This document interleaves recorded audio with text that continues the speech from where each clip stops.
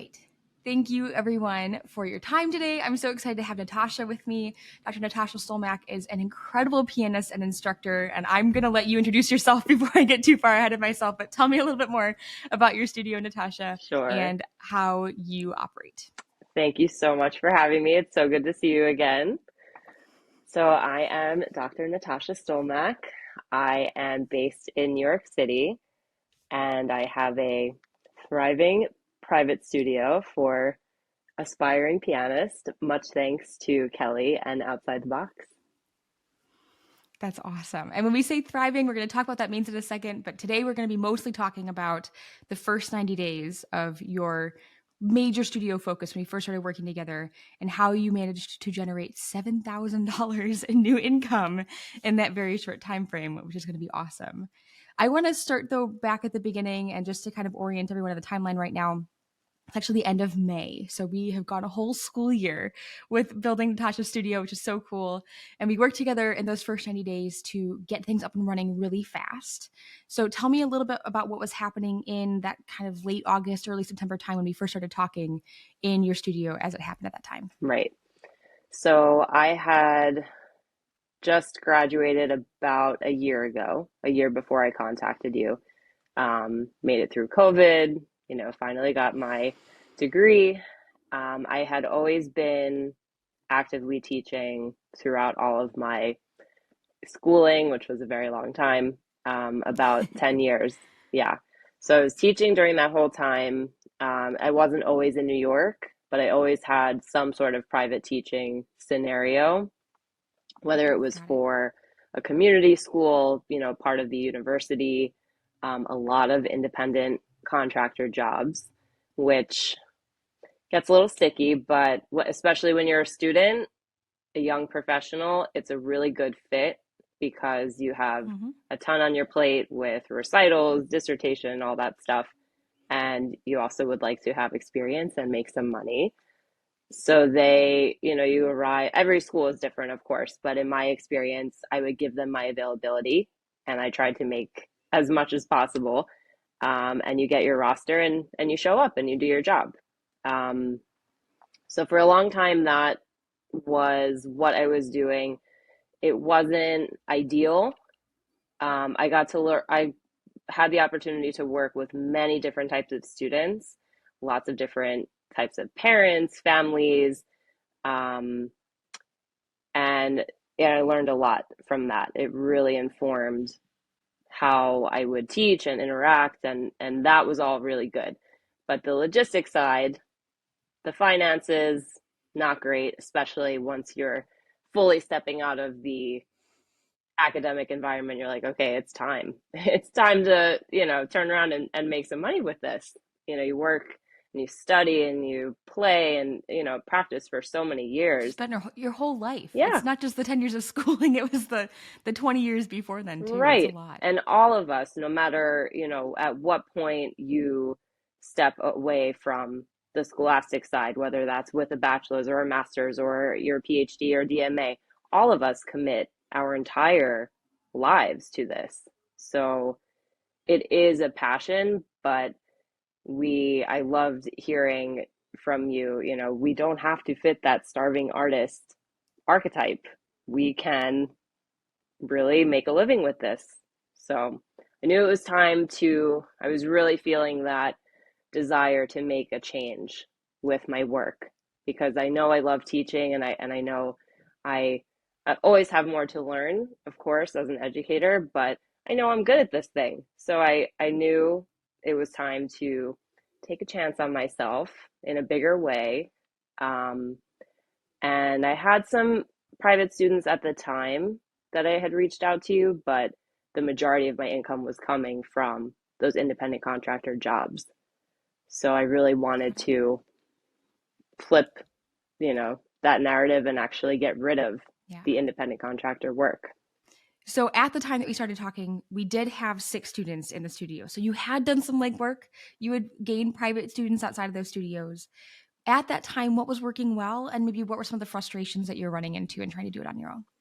So yeah, I had accumulated some private students. In total, I was teaching over 50 students a week. So the Mm. load was crazy.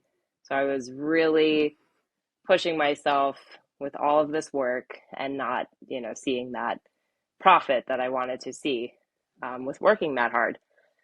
So I had I had a student, a longtime student that had been with me that stuck with me. Um, I have they're all still my students now, but at the time it was actually a family friend who was interested in lessons, and we built, an additional professional relationship in addition to our social bond. But the majority of my students were at these schools, and I, of course, couldn't solicit them, especially while I'm still working there. And that also gets very tricky, but that's not where I wanted to get my base Right. from.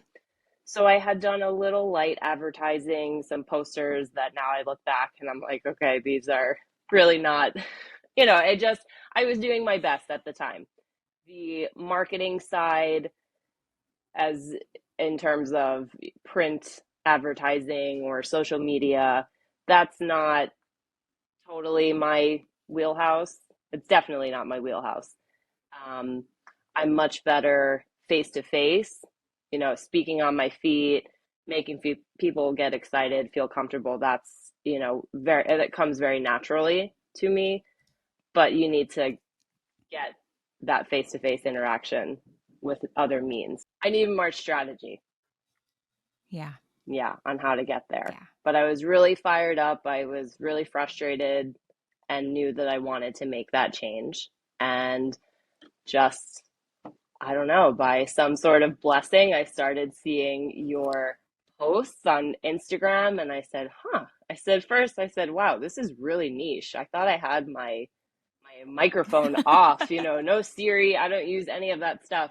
I'm like, okay, well, they still got to me because this is really targeted. But I'm like, wow, this is really great stuff.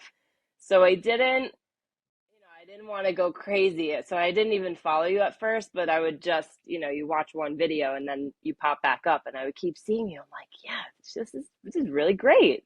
So I ended up going on then I finally, I'm like, okay, it's okay. You can keep watching, you can follow her. This is good stuff. This is good content.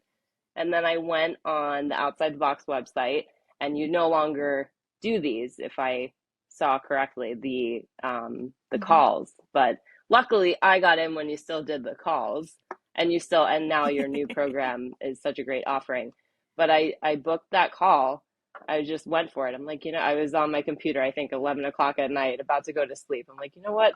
I'm booking this. Like, I got to see what this person is all about because everything I've seen so far is great. You'd be surprised how many of those requests come in the wee hours of the morning. And I think this Yeah. happens a lot for us. Like we're thinking about it and it is scary. Like not saying that I'm scary. I hope I'm not scary, but just like taking that leap and asking Yes. for help, especially as a musician.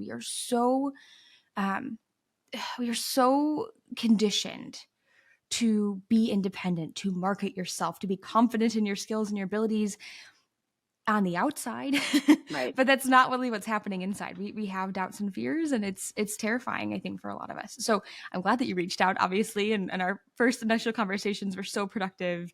And you had big goals. We were talking about big numbers. You wanted a comfortable life in New York City, which is going to come at a higher price point. And so we did the math on that. And as we were talking about things like a flat rate tuition and planning your strategy for your studio, how we were going to market, what was making this a right fit? Why did it feel like this plan and the information that you were discussing was right for you and your goals in particular? So, I just want to touch on something you just said about how we're conditioned to be really independent.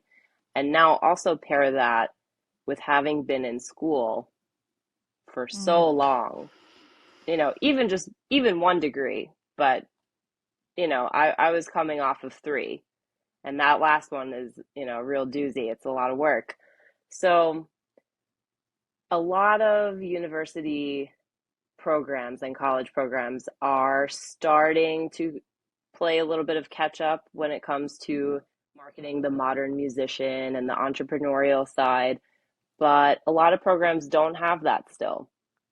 Or if they do, it's an elective. It's not core material, Right. core classes.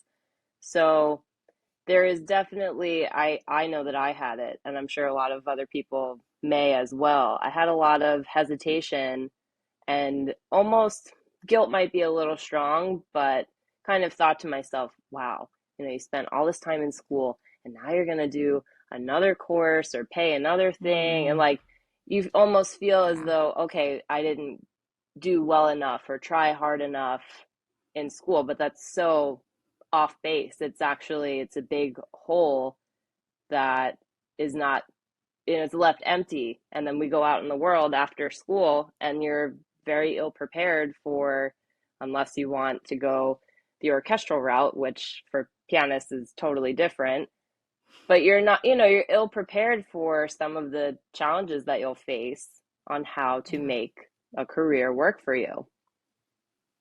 Absolutely. And it's frustrating. I remember being in that place because it's not only that you don't totally know where to go next, but you also don't know where to look for the help and the Right, resources. I mean, I spent 6 months interviewing any private studio teacher and owner that I would look at and think that they were successful. right, And I was like calling friends and colleagues and trying to ask them questions about this stuff because it wasn't taught. And so you're trying to put together the best practices. I mean, obviously now the goal is to get people there a lot faster, so you're not cobbling that all together yourself. But right, it was exhausting to then also be working on top of that and trying to like you working for another studio, or maybe you're working another job outside of music, and then also trying to build your studio and educate yourself on top of that. It is so much to manage, and ideally, yes, we should be learning those things in our degree programs or in school. If the government treats you like a business because you're filing a Schedule C, then we should also be prepared as business owners or as right. independent musicians to face that reality when we graduate. Fortunately, it's not the case for everyone right now, so Yeah. we've got some other options, obviously. But kind of circling back to that, as we're finding that strategy and you're trying to find your groove and find your independence, what made this a fit? Why was this something that, other than social media content, Right. why was this a good fit for you in your education and your path? So from our initial calls, I just remember feeling really good about everything you said. And you need to do your research and you need to actually look what the program offers. But whenever I'm making a decision or potential decision like this, like I'll tell you later, I was just looking, now fast forward, I'm looking for studio space and I'm doing the research, but I want to have that gut feeling of, okay, I might not know exactly how this will, transpire, but I want to feel really good about taking that step, even if I'm a little scared or hesitant, but something in my gut knows, okay, this is going to really work for you. Mm, And everything that we discussed, just taking initial inventory and numbers and what my current situation looked like, just our interaction was so positive, and from the get I felt supported. I said, okay, this is going to work. This is going to be a really positive change, and this is what's going to get me from this unsure place to taking things into my own hands and feeling really good and confident about doing that. awesome. I want to dive into the numbers on all this because I think, we're talking about these big abstract feelings. Why don't we, if it's okay, kind of Yeah, back up to the numbers? So we said we had 6 private yeah. students, and this was mid-September that we started working together. At that time, do you remember roughly how much you were making in what we call like MRR, or monthly recurring revenue, from your teaching? From the private teaching or my independent from the private teaching? Let's go just private Sure. teaching. So that was going to be, I want to say, barely 1,200. And Okay, I did got have it. that, additional revenue coming from the independent contractor work, but I wanted to really grow that private teaching revenue. Absolutely. Absolutely. And I know that you had contract signed at that time. So our goal was like, let's use the school year, let's build. Right. Next summer when contracts are up, we can make that transition. Hmm. We were able to make some of those things happen a little bit sooner, which is great. But in that first 90-day window, we hit the ground running. I mean, you were motivated. We were booking. I think in the next month, and Natasha and I pulled up numbers before our call too, so we could go through specific details from her reporting. September, by the end of September, we were already over 3,000, right? We Hmm. had students fast. Yeah. It was great. What what contributed to that initial success that we were able to double and then some your studio revenue in that first even 3 to 4 week period in September? Yeah. And that was astounding. I mean, I knew I was putting in the effort and the work, and we were, meeting for our check-ins and really staying on top of everything. But even I sitting here was like, wow, this is really happening. So even though I laid some very ambitious numbers when we first sat down for that, I also was very transparent with you about my open contracts. And I said, even though I would love to go 0 to 100 and completely transition, I don't want to break contracts ahead Right. of their expiration. I want to do the right thing by these people that I've made a commitment to. So I did, within being respectful of that, I was able to kind of shrink my existing teaching for those studios to, so I was really loving all of the content and the strategy from outside the box. I was very religiously following the steps for each week. I loved the organization. It was a really great fit for me. I didn't even anticipate how wonderfully that was going to be laid out, and for how meticulous I am and step by step, that was just such a perfect match. So my gut knew before I did, but that was super helpful. And it really showed me, I knew I would see results, but I really saw them quite quickly. And um, my boyfriend also, I mean, he's my, big supporter, not a musician. Everything he knows is kind of from me. And he's looking at these numbers and my schedule. He's like, wow, I know it's you, but this is really fast, because he's just always very supportive. He's like, oh, you can do anything. He's like, yeah, but even though I think of you highly and stuff, this seems really extreme, but that's great. So he would like walk around the house. He's Oh, like, that's yeah, awesome. Kelly's awesome. Like, never seeing you, or Oh, it would just be like, oh yeah, Kelly, this is sweet. great. Oh my goodness. So you were a Oh very my goodness, that's positive force hysterical. in Well, our and in our home. thank you. Well, and I want to turn that credit back to you because obviously what we're doing is we're working together on this, and I'm supporting you and giving those materials. But the growth that you saw in the first month, like let's be totally honest, you've seen success from other people in our program. It Yeah, is not a typical result. Right. But when you came in, you were so motivated and you were spending so much time and energy on this. When you had that working time, what were you putting your time towards? Like, what was actually working in your studio? What were you doing to find those students? How are they finding you? right. Um, the social media trackers, that whole strategy, the buddy system, how you have your posting partners, even though you don't promote that, and I agree completely, as a long-term plan for gaining students and gaining traction, for a jumpstart type of scenario, which is exactly what you explained it as, it was very effective. And I didn't get all of my students from Facebook groups or things of that nature, but that really helped propel how I was going to put myself out there in my community. And I haven't lived in the neighborhood I live for very long, so I'm from New York, and I have a lot of connections here and there. And we spoke about this in the beginning. My radius is actually a little too big, so I was trying to close it in a bit. But taking that step of putting myself out there, whether it's a post or emails, the consultations were also amazingly transformative for my Mm. work. That was probably probably one of my most favorite pieces of what I took from outside the box, because I feel like I was able to take a strength that I already had, which was talking with clients, walking them through, explaining things. But that really gave such a positive opportunity for a prospective client to get a picture of, okay, what's this all about? What can I expect? Mm, Especially if you're not coming, which most of them are not, from a background of private music study. So, really being able absolutely. to give them that snapshot of what they're about to register for. And most of the times Absolutely. they were all for it after they heard, the breakdown.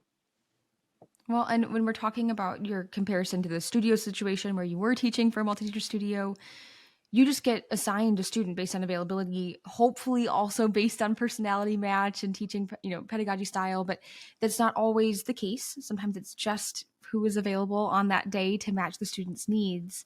And that means that you have a lot of variety in the personalities that you're working with and the learning styles that you're working with. That's not necessarily a bad thing, but I think in some ways, especially when you're looking at teaching 50 students in a week, it can take more of a toll on the teacher because you have to switch context so often, and maybe some of those students aren't really who you would pick for yourself as a good match. Like maybe your style of teaching and their style of learning just aren't always 100% a fit. So by having the opportunity to interview them, does it feel like you have found more of those ideal students and that it is a little bit more of a mutual fit? It definitely does. And speaking to Awesome. that comparison, I still have a very broad range. Just because I've made that switch where now I'm kind of screening my clients or I have that opportunity to meet with them, I still have a very broad range of students. But the biggest thing I've seen as that change is when you're working for someone else, they may be screening their clients. They might Mm. be having that initial meeting, but the teacher is not a part of that. You might not have even been hired yet. So you might be taking over somebody's studio, whatever the case is. Um, but maybe they're not even having that meeting. So it's the families that I used to work with at these schools, they're great parents, great kids, but they haven't, to no fault of their own, they haven't been given that sit down opportunity where someone is walking them through what they should expect. Mm. Um, and sometimes there is no expectation. Sometimes you just accept a registration and you plop them in a class and that's the end.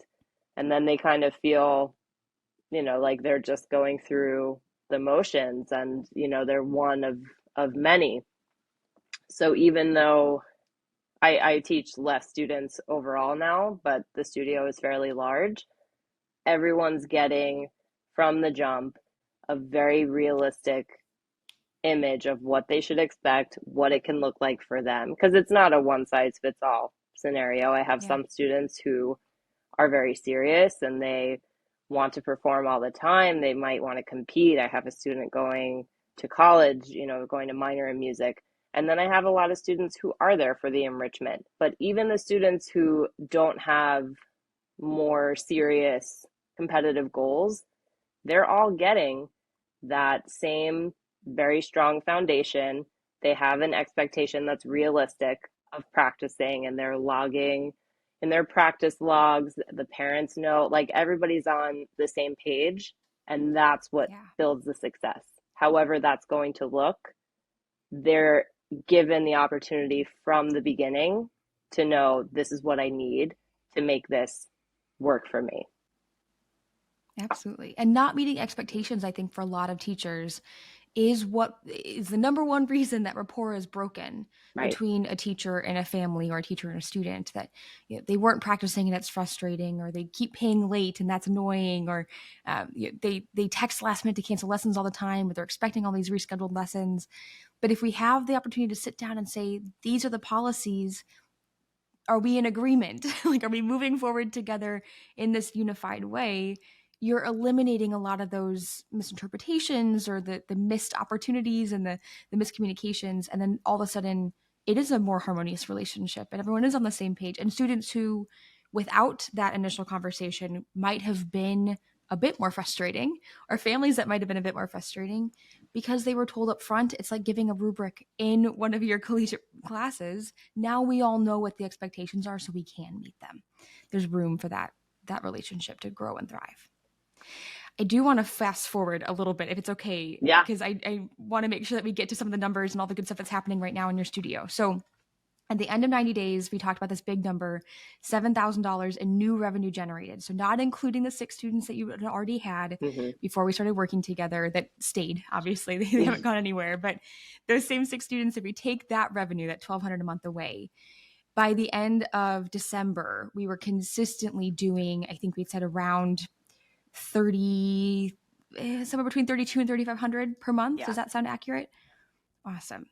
So at that point, we're happy, we're thriving, but your goals are much bigger. So that was a good starting point. That was the minimum jumping off point. Right. From January until now, what has happened in your studio? What do things look like? So I was able to part with one of my previous employers right at the beginning of the year. So that freed up a good chunk of time. So I just kept on that upward trend. From the 90-day period, I had implemented, because I'm doing traveling lessons, my radius is pretty large. I have students here in the city, a little further out on Long Island, east of us. So it wouldn't be realistic to get everybody in one place, especially on a weekly basis, for something like a studio class, a performance. So I implemented these monthly studio classes where I would record, or the students would self-record if they were ready to perform a piece or even a portion, a movement, something. And that would keep them really jazzed up and motivated that they're having this pseudo recital type of atmosphere. And then we have our in-person recitals. So I had my first in December, which was fantastic. We had 10 students perform, really low key, but very exciting for the students. And a few days ago, I had my spring recital, which was even bigger, more impressive, really exciting. I need, a much bigger venue next time because we were running out of chairs, which is, I felt bad, but it was a great problem to have. Yeah, so the studio has just been growing. My students, I'm also a member of a professional organization here in the city, the Piano Teachers Congress of New York. So I was an active member when I started working with you. Then I became a co-chair of their honors program. Now I'm their vice president. So it's really, Oh my that's gosh, congratulations. I didn't know that. That's awesome. I know, I didn't get to tell you before. So we've gotten really active in that, and we have, professional development for ourselves. We have a lot of additional opportunities for our students. So we all send them. So my students some of them have participated in that, and it's just, everybody's been super active, and it's been really great. That is awesome. And we talked about the studio size. So in December, we had 18 students, I think. Right. Correct. So we added, again, it grew really fast. We added 12 students in 3 months, which is very, very quick. Basically an average of one a week, which is awesome. And then from January until now, how many students do you have right now in your private studio? So the current enrollment is 25. And now that my last existing contract will be up in a few weeks, I have some families on a wait list for summer. So I'm very confident that the next time we chat, whenever that is, I will be well into 30 plus, which is really exciting. That is awesome. That is awesome. And those numbers too, now we're looking at about $5,200 a month right now in revenue as we head into summer. Right. And I think summer is such a time that a lot of people feel nervous. It's so cool to hear you say, oh no, summer's going to be a growth period. Like I know exactly what to do. Right. I know how to grow my studio. And we have not been checking in as often. We've not been concentrating on our work together over the last 5 months. This is things that you're doing independently now that, you're carrying forward, which is so fun to see that continued growth. And I know we did a little math before this too, that in this school year, from September now through the end of May, you've collected just shy of $24,000 in new revenue alone, which is amazing. Congratulations. Thank you. Outstanding. Many thanks to You're you. welcome. Let's transition one more time to kind of wrap things up for today. If someone is looking at outside the box and they're trying to figure out if it is a good fit for them and if this strategy is something that would work for them, what advice would you give them and who do you think this might be a good fit for? I would say trust your gut. I'm sure Mm, that I know you've worked with many different musicians, different instrument, vocal, the whole gamut. So I think no matter what your background is, whatever your specialization is, regardless of how much schooling you have or have not had, it really will not make a difference. I think that you have that ability and that gift to connect with so many different personality types, so many different logistical situations, and meet people where they're at, wherever that is, and wherever that is. Um, because you're working with people all, across the country. But even though all of the interaction too is remote, I mean, I feel such a positive working relationship with you and that you've had my back the whole time. You were able to analyze where I was at and listen to where I wanted to go and create a very detailed step by step plan on how to get there. And it wasn't just with me, you've done that for probably thousands of people at this point. So I would say definitely be open to accepting support and help. And it's not because you're not good enough or not doing a good job, it's that just be honest and say, you know what, I'm really good at this. I'm really good at my instrument or teaching or working with clients, but I could use some help in and this area and be open to that assistance because you can learn how to do it and how to make your weak points strong points and how to feel confident. absolutely. Absolutely. I'm getting chills. That was awesome. That's the truth. It's true. It's such a community. And Natasha, I really appreciate how much you've contributed to that community and how much you were willing to share even today for people that are looking at our program or just looking to build their studio in general and are looking for some inspiration by watching this, whether or not outside the box is something they're interested in joining. But I really do appreciate your time and your expertise. I am just so stinking proud of you and everything that you've accomplished and you continue to accomplish. It makes me so happy to see this. You are so deserving. And I can't wait to see what happens next. We got a studio space coming. We've got other things Yes. in the works. It's going to be amazing. Congratulations. Thank you so much. And I appreciate You're all of welcome. your expertise and how much, heart you've put into all of this because it's not just Thank you. logistics. I mean, this Thank you. really is, labor of love. It's a passion for you. So thank you. Thank you. You're welcome. Oh, it's always an honor. Thank you very much for your time today.